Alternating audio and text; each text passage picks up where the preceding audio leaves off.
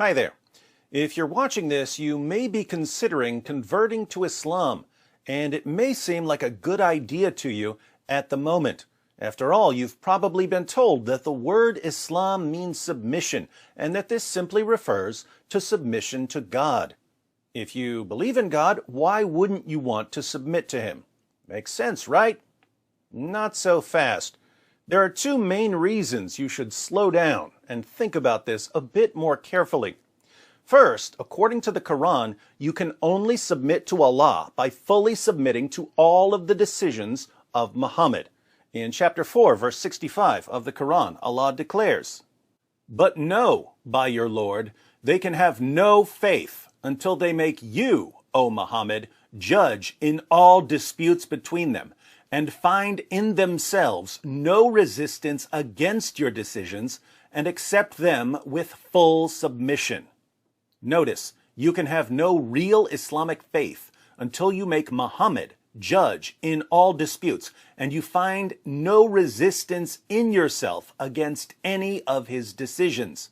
You have to accept Muhammad's decisions with full submission.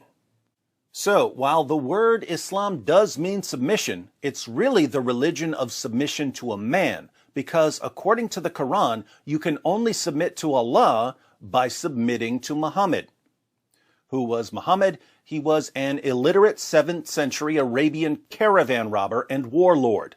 As a rule, before you unquestioningly accept all of the teachings of an illiterate 7th century Arabian caravan robber and warlord, you should really make sure you can trust him as a prophet. And that requires carefully examining his life and teachings along with the so-called evidences of his prophethood. The second reason you should proceed with caution here is that Muhammad ordered his followers to execute anyone who leaves Islam. For instance, in Sunan an-Nasa'i 4067, we read, "The Messenger of Allah said, 'Whoever changes his religion, kill him.'" So, if you convert to Islam without doing any careful research, and you later decide to leave Islam, you'll be under a death sentence for the rest of your life. Islamic preachers will send you threats, warning you that once they're in power, you'll be executed. This is a part of our religion. There's a reason to it. Yeah? There's a reason why there's a capital punishment. Because people like you, little weaklings, who leave their religion and cause corruption in the land by spreading it, the capital punishment in Islamic law would be applied to you. We have no doubt. And we're proud of that. Yeah?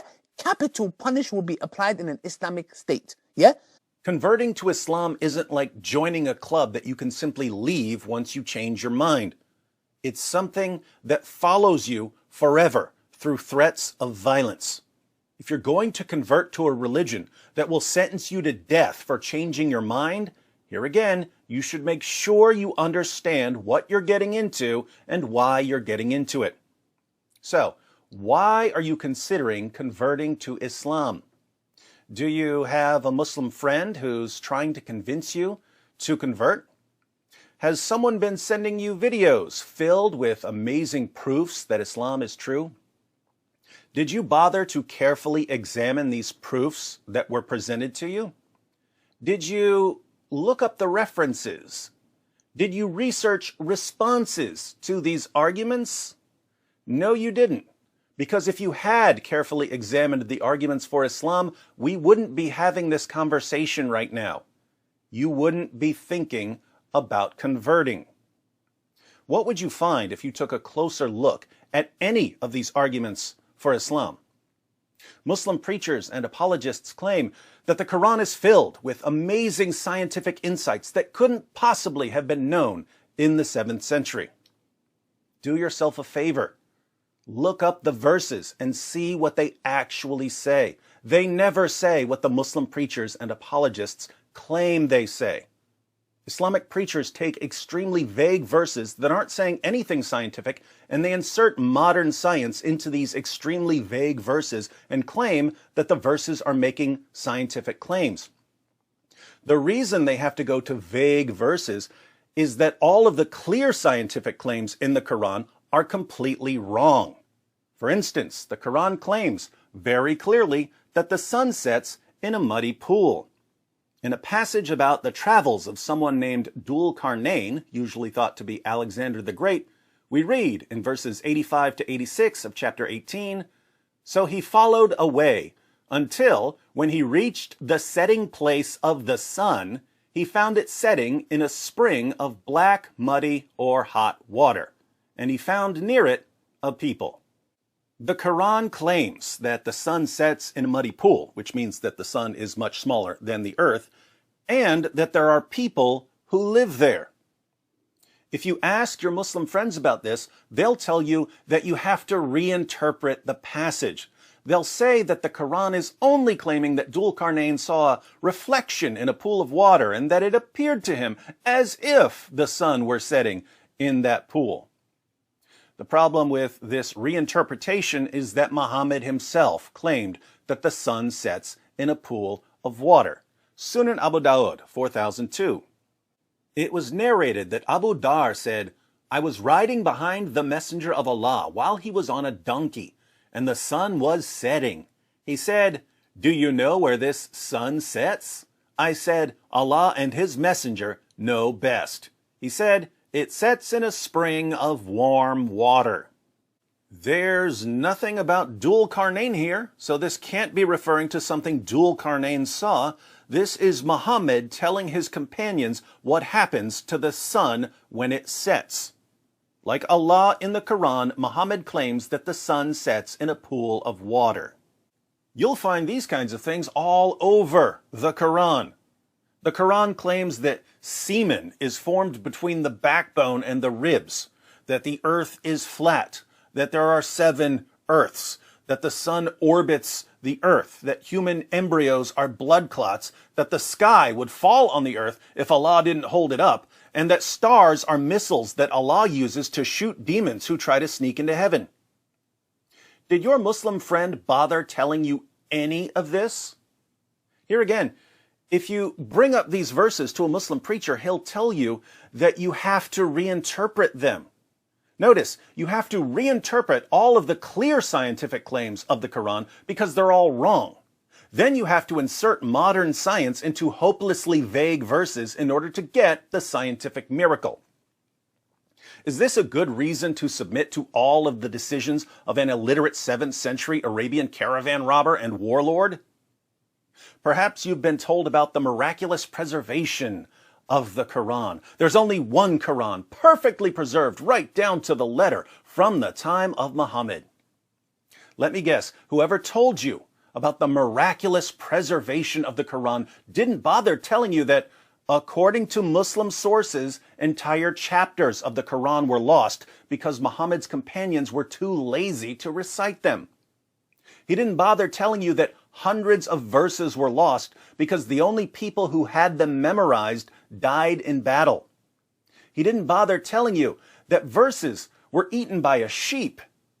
He definitely didn't show you Sunan Ibn Majah, 1944. It was narrated that Aisha said, "The verse of stoning and of breastfeeding an adult 10 times was revealed, and the paper was with me under my pillow. When the messenger of Allah died, we were preoccupied with his death, and a tame sheep came in and ate it." Those verses were part of the Quran. They're not in the Quran today. What happened to them? Muhammad's wife Aisha had the only copy, and a sheep ate it. So Allah couldn't protect the Quran from a sheep.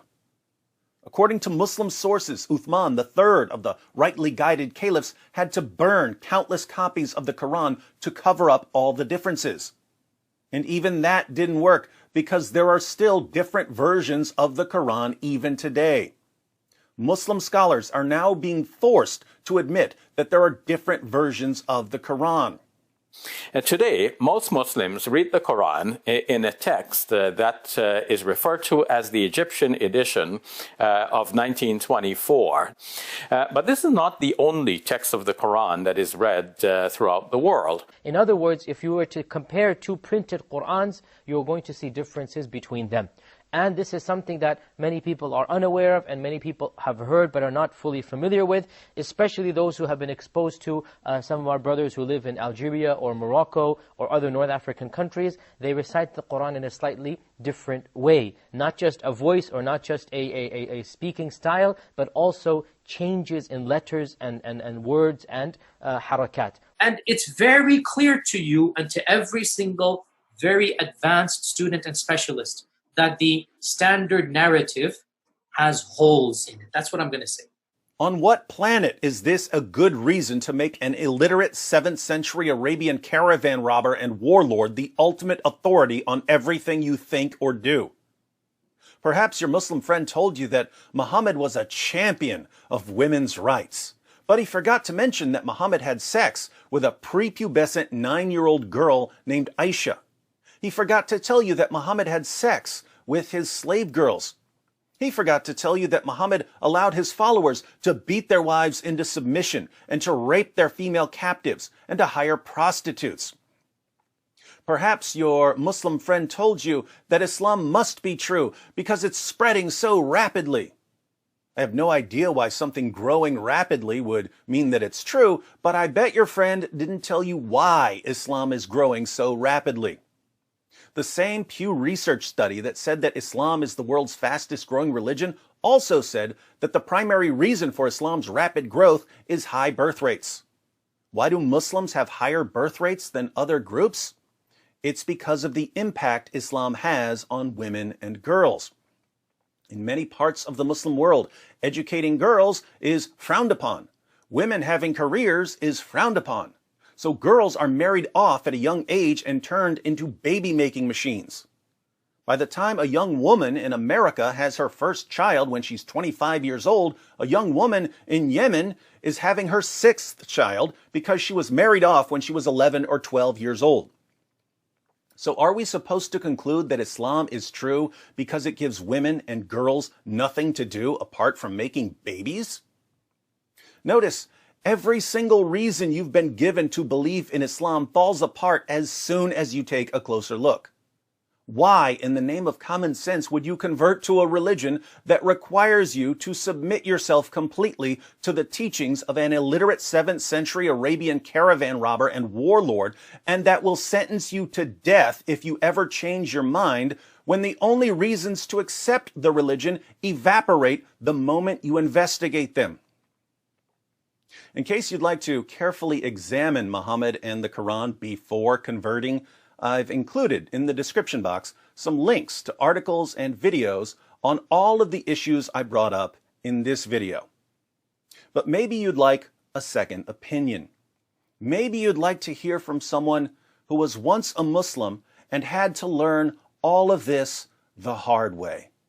The death threat from a Muslim preacher earlier in this video was a message to a young man who now calls himself the apostate prophet.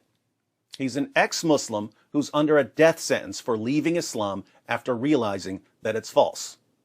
Don't leave without clicking on his video and letting this former Muslim explain why you should think twice about converting to Islam.